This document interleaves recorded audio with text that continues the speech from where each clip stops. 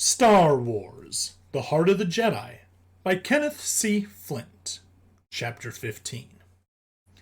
Your ship is ready, a voice called.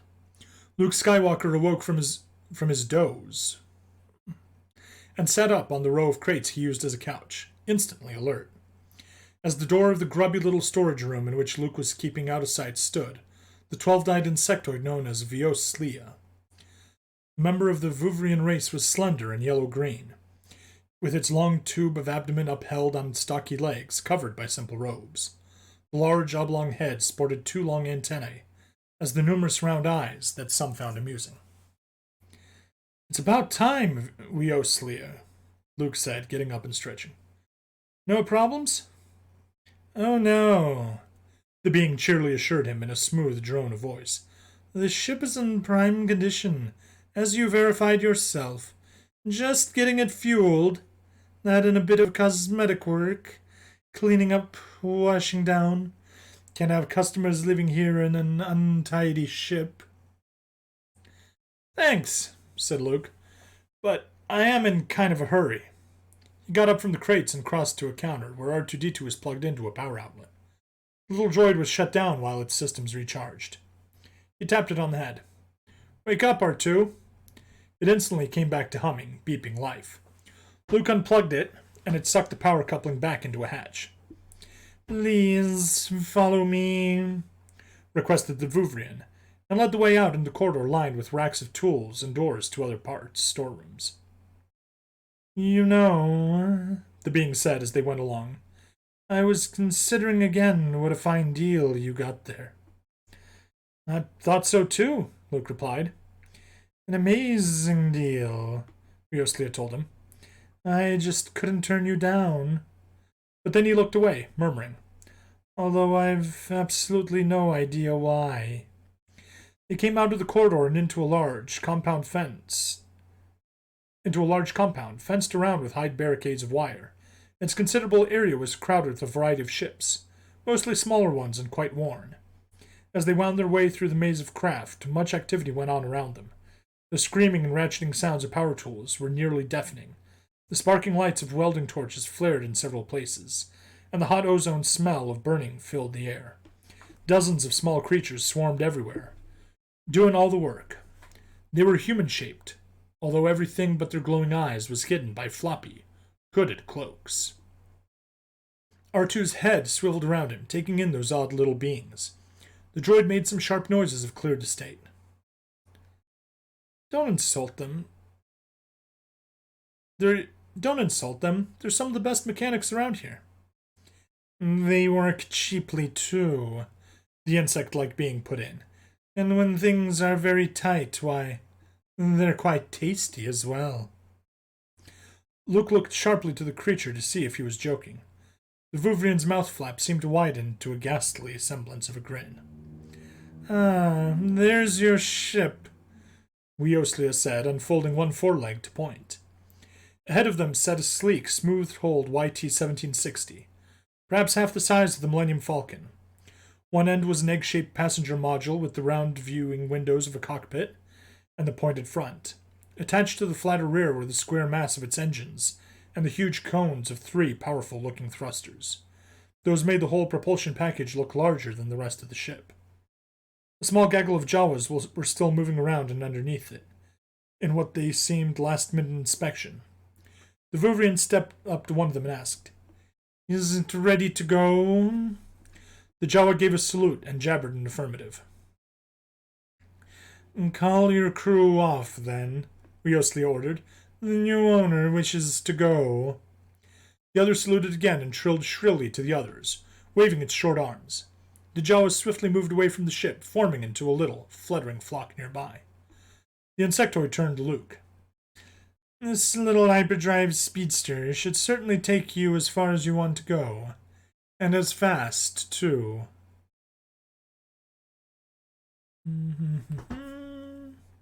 "Not much comfort, though. It's strictly a sport craft built for power." "That's why I picked her," said Luke. "Well, then, good luck to you," Rioslia told him. "Oh, and if you're ever interested in a job, I could certainly put you to work selling machines here. With your skill, we could both make a fortune.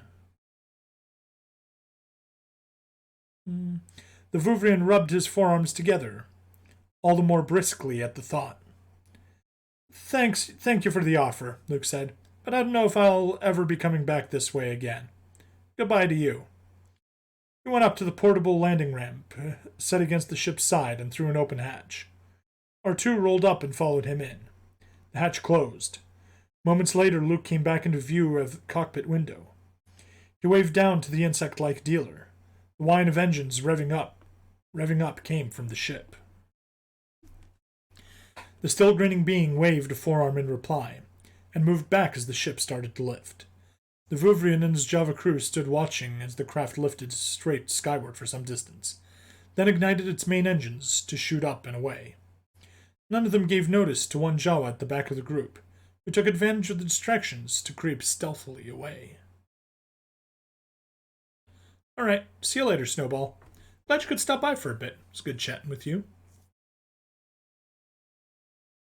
Inside, a well-furnished but clearly neglected room, the peace meeting between the Alliance and Empire was close to getting underway.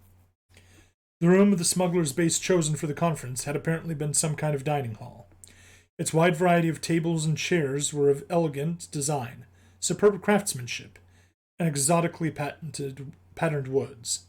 The rich textures of table surfaces and a myriad of materials and styles filled break fronts lining the walls, and in the room's center hung a huge chandelier of dangling jewel pendants. All those things bore clear evidence of the one-time successful smuggling operation, which had gleaned the finest booty from all across the galaxy.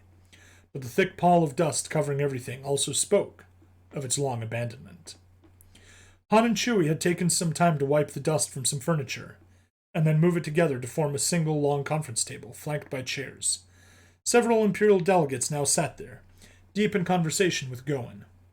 C-3PO stood behind the prince, taking no part in the talk, staring ahead in a detached way. Other of the Imperial senators talked amongst themselves, while Valadian held a private discussion with Leia and Han. I can understand you're not giving us much trust, the senator said to Han. The Empire has certainly not done anything to earn it. Sorry to seem hostile, Han replied. I've just spent a lot of years being sure you'd rather shoot me than talk to me. I'm afraid I must agree with you there, the senator said. And to be frank, most of them would rather see the rebellion destroyed than have to deal with it. Still, we here who believe most wholeheartedly in peace have forged a strong coalition. In this season of fear and confusion, we have for the moment become the ones wielding the power. If we can seize that moment to make a fair peace, I believe we can maintain the control. I've always seen the Empire as just a military establishment, Han said thoughtfully. Faceless, soulless, mindlessly following the leader. It's nice to find some humanity in there. Don't be in awe of my great altruism, young man, Valadian cautioned. Like everyone, I have some selfish motives in what I do. I am trying to salvage at least something of my own society out of this debacle, and I seek to gain a position of real authority for myself again as well. But on the unselfish side, I would like to see a time when the old days of honor are returned. I'm very old, he smiled at Leia. The princess knows how old. I remember what life was like, before all of this. Before treachery and violence became the way of things. It was a time of graciousness, bounty, and peace, wherein all creatures thrived. I have some sense of it, Leia said nostalgically. On Alderaan they had preserved a bunch of the old ways. Its beauties, its beliefs, its freedoms, she paused, and then added sadly. All wiped away. Valadian put a hand upon her shoulder. Perhaps here, if the Force is with us all, we can make a beginning to restore that life to us. And young people like you two will shape it. He looked around at the others, who were glancing towards them expectantly now. "Ah," he said, "they're waiting for us. I believe it's time we should begin." He moved towards the tables. Leia looked to Han. "Well, she said a bit awkwardly. "I suppose you—" "Yeah, I know. I'm in the way here. You don't have to kick me out." "Han, He held up a strained hand. "Don't worry. I'll wait outside with the rest of the flyboys." He turned around towards the door, but he was stopped by a faint rumbling sound. The big chandelier shook slightly, as if the faintest breeze had shivered it. The faceted jewels flickered with light. Han noted it and looked back to her. "Did you feel that?" he asked. She looked puzzled. "Feel what?" As if in answer, a louder rumbling sounded. The chandelier shook harder, its jewel pendants tinkling together, drawing all eyes to it. This time, the vibration continued, swiftly increasing in power along with the growing noise. Everyone looked around in alarm. The room was visibly shuddering now. Glassware and plates were bouncing on their shelves, some crashing down. Solo made a decision. "Everyone, outside!" He barked and headed for the door. Leia and the others didn't hesitate to follow him outside. As Han came through the building's doorway, he stopped, Leia stopping beside him. While the others poured out past them into the open, he surveyed the cavernous space about them carefully. Chewbacca and the pilots of Goldflight, who were standing nearby, were already looking around in concern. "What is it?" Leia asked, nearly shouting to be heard over the rising noise. "An earthquake?" "I don't know," he told her. "It's all around us." He lifted his voice to yell towards his comrades. "Wedge, get to your ships. Chewie, go fire up the Falcon." Pilots and Wookiee immediately took off at a run, for the craft parked across the landing pad. But they were only halfway to them when the rumble changed abruptly to a roar, and large fragments of stone began raining down from the ceiling. The men paused.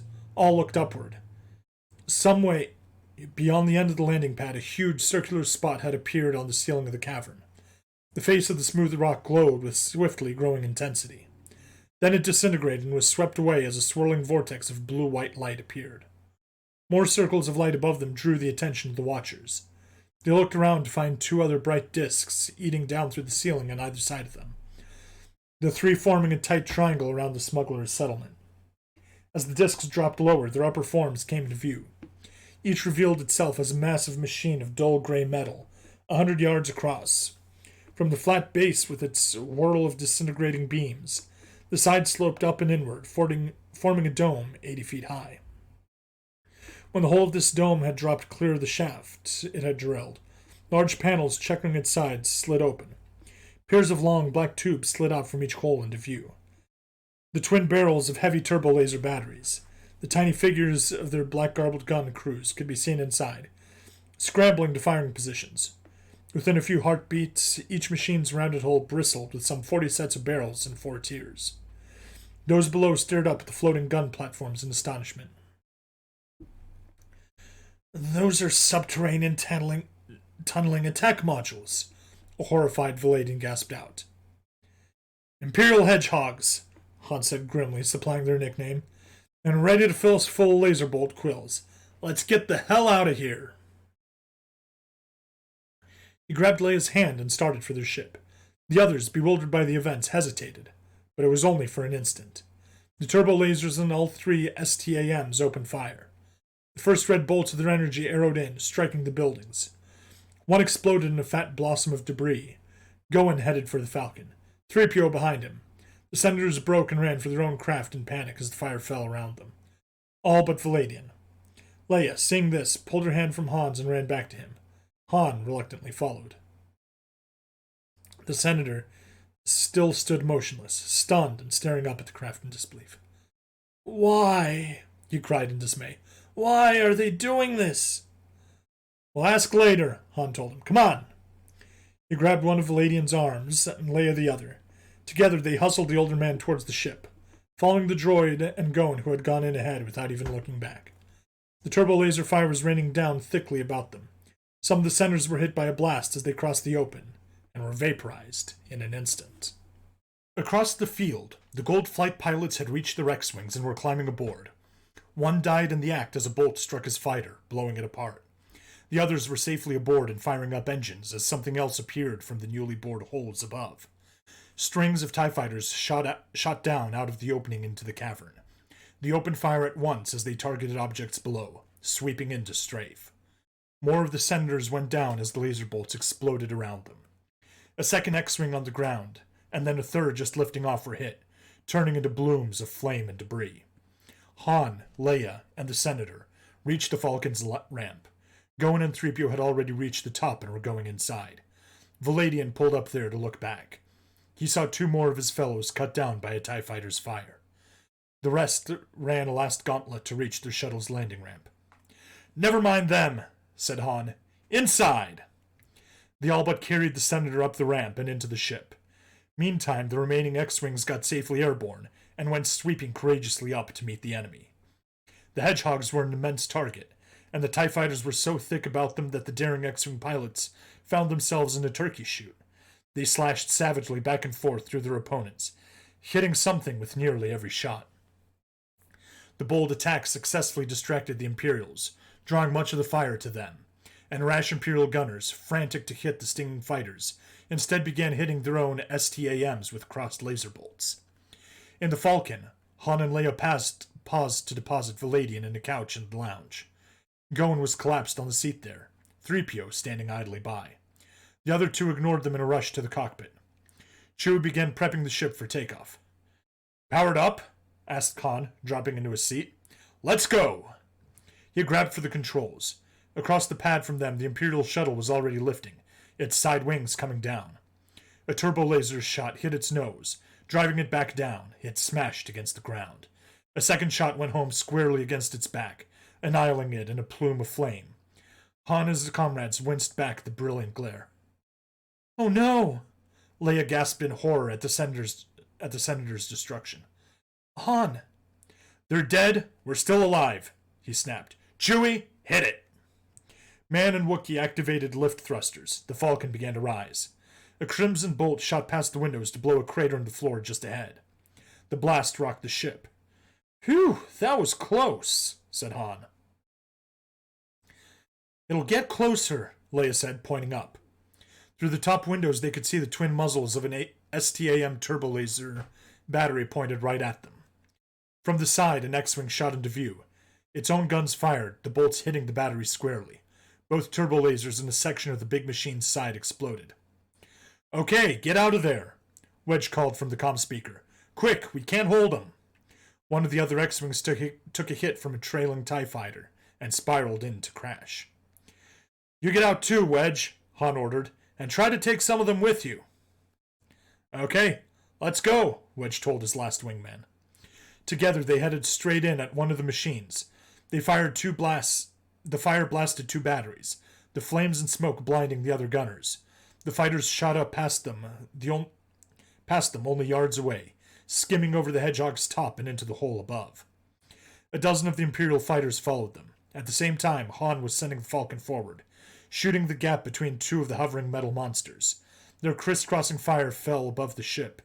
One bolt caught the rear quarter glancing blow, jarring it hard. "Left deflector out," Han called as a red warning light pulsed. "But we're through." Through the big machines, yes, but a dozen more TIE fighters were in hot pursuit. In the shaft from the surface, the two X-Wings streaked upward, followed by another dozen enemy craft. Their targeting computer screens began to flash a warning of objects ahead. "3 more fighters coming down," the other pilot cried in alarm. "Never mind," Wedge said coolly. "Just stay steady." "Steady." The 3 ships ahead closed, their own pilots taken aback to see fighters ascending. Wedge used their distraction against them. "Fire now," he said. The X-Wing's lasers took out 2 of the Imperials. The third one shot between them, still not firing back, and collided with one of those in pursuit, taking it and 3 others out in a single ball of flame. The X-Wings blasted from the hole into the open, heading up into space and away. On the Star Destroyer hanging high above the surface, Tharkus was overseeing the battle on a bank of sensor screens. When he saw the surviving TIE fighters appear in pursuit of the rebel fighters, he got on a comlink to them.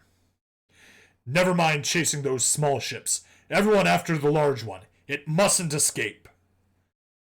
Down inside the planet, the Falcon was at the moment trying hard to do just that. If we can stay ahead of the fighters until we find the next tunnel out, Han was saying, we might just... He was interrupted by a commanding voice from the comm speaker. Millennium Falcon, surrender, it said. You can't get away. Who's that? Han asked Leia. Hi, Admiral Tharkus. Oh, excuse me. Hi, Admiral Tharkus, said a voice behind them. They looked around to see Valadian in the doorway, his face grim. He stepped forward to reply into the comm mic. Tharkus, what are you doing? He demanded. Valadian, said the voice, faintly surprised. So, you survived. You're a madman. You've broken the treaty and committed high treason. On the contrary, was the chill reply. It is you and your senators who have conspired to betray the Empire, and I've sentenced you to death. You can't do that. Who will stop me? Our people will. You're condemning them all to destruction. I think not. I'm saving them from the likes of you. Surrender, Captain Solo. I want only Valadian. The rest of you won't be harmed. Go to hell, Han told him. He swept around a pillar by a whisker's breadth. Ahead in the ceiling was the black spot of another tunnel to the surface. He headed straight for it, but as he drew nearer, a dozen more ties swept down out of it, forming up to block him as they dropped out into the open. He brought the Falcon around in a sharp, banking turn, catching the following TIE fighters by surprise. The bigger ship flashed through them before any could fire and headed back the opposite way, now with 24 enemies behind it. And ahead could be seen the swarming mass of dozens more, spreading themselves to create a barrier before him. Okay, Han said heavily. Maybe now I'm trapped. Laser bolts streaked in from all around them, stitching the Falcon into a net of red fire. Well, she made the jump all right, R2, Luke said, rising from the pilot's seat of his new craft. He looked around the cockpit appreciatively. Not a bad ship. He looked to the droid. Well, what do you say we relax? It's going to be a while to the unknown regions. He headed for the hatchway in the back. I think I'll just get a little... A warning buzzer sounded on the console. What's wrong? He said, checking the instruments. We're dropping out of light speed. He sat back down in the seat as the ship slowed and normal space again came into view. The winking dots of individual stars became visible, and the brighter points of some nearer planet. It says plants, that should be planets, showed too.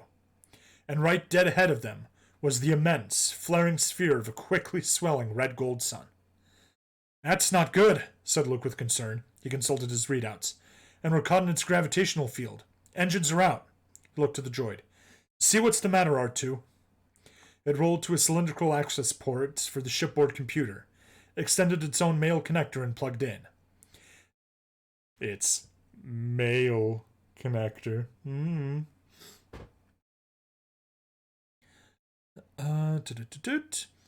As it began to read the ship's systems, a sexless, matter-of-fact voice sounded softly through the ship. Hull temperature rising. 5 minutes to integrity breakdown. R2 began to twitter and squeak excitedly. You can't restart? Luke read his reply on the readout. The flight computer's been shorted out, the hyperdrive is down, and the power couplings are burned? Great, can we fix them? It beeped a terse reply. What do you mean, not a chance? Luke said in alarm. 4 minutes until breakdown, the uncaring voice said. R2, Luke told it with some urgency, if we can't fix them, we're going to burn too.